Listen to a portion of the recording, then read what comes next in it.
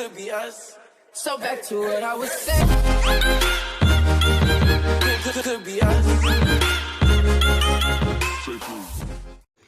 పొగ తాగటం, మద్యం సేవించటం ఆరోగ్యానికి హానికరం. Smoking, drinking injurious to health. Friends, నేను మీ Rajasekhar, common man of India. Friends, Singareni వ్యాప్తంగా సేఫ్టీ మేనేజ్మెంట్ ప్లాన్ అనే కోణంలో 3 ఏరియాలలో ఉన్నటువంటి రీజన్లలో ఈ సేఫ్టీ మేనేజ్మెంట్ ప్లాన్ గురించి వర్క్షాప్స్ నిర్వహిస్తున్నట్టు తెలిసింది. దానిలో భాగంగా మందమరిలో ఉన్నటువంటి సిమ్టార్స్ అంటే సేఫ్టీ మేనేజ్మెంట్ ట్రైనింగ్ సెంటర్లో ఈరోజు కార్యక్రమం జరుగుతుంది. ఆ వివరాలు పూర్తిగా తెలుసుకుందాం ఫ్రెండ్స్. కమాన్.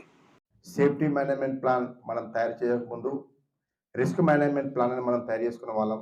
ఏదైనా ఒక స్పెషల్ మెథడ్ ఇంట్రడ్యూస్ చేసినా, స్పెషల్ మిషనరీ ఇంట్రడ్యూస్ చేసినా కానీ మనం రిస్క్ మేనేజ్మెంట్ ప్లాన్ అని తయారు చేసి దాన్ని ఇన్స్పెక్టర్స్కి పంపించి అప్రూవల్ తీసుకొని దాన్ని ఇంప్లిమెంట్ చేసేవాళ్ళం. కానీ ఇప్పుడు ఏంటంటే మనకు కొత్తగా వచ్చే రెగ్యులేషన్ ప్రకారం 105 ప్రకారము సేఫ్టీ మేనేజ్మెంట్ ప్లాన్ అని సపరేట్గా తయారు చేసి ఇంప్లిమెంట్ చేయాల్సిన అవసరం ఉన్నది.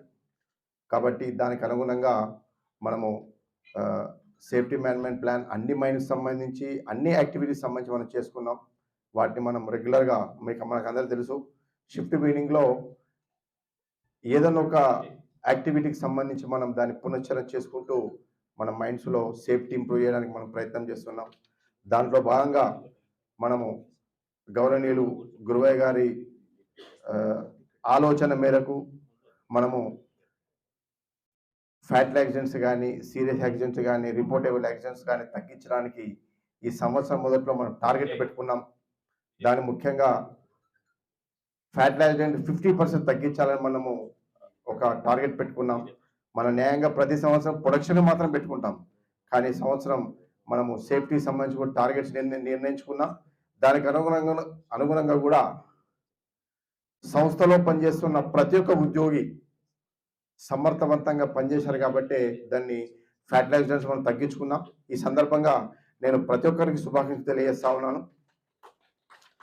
అయితే ఇప్పుడు సంస్థలో 1/3 ఎంప్లాయీస్ యంగర్ జనరేషన్ అయిపోయారు, బదిలీ వర్కర్స్ వచ్చారు. 1/3, 2/3 సీనియర్స్ ఉన్నారు.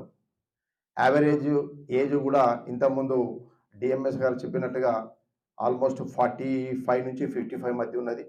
కాబట్టి ఎవరైతే యంగర్ వర్క్ మెన్ ఉన్నారో వారిని సీనియర్సు వారిని తమతో పాటు కలుపుకొని పోయి వారిని ట్రైనింగ్ చేసినప్పుడే ఈ సంస్థలో ట్రైన్డ్ మ్యాన్ పవర్ ఉంటారు. అప్పుడే సంస్థలో సేఫ్టీని మనం సాధించగలుగుతాం, రక్షణ ఇంప్రూవ్ చేసుకోగలుగుతాం. అట్లాగే ఉత్పత్తి కూడా రక్షణతో కూడిన ఉత్పత్తి సాధించుకోగలుగుతాం.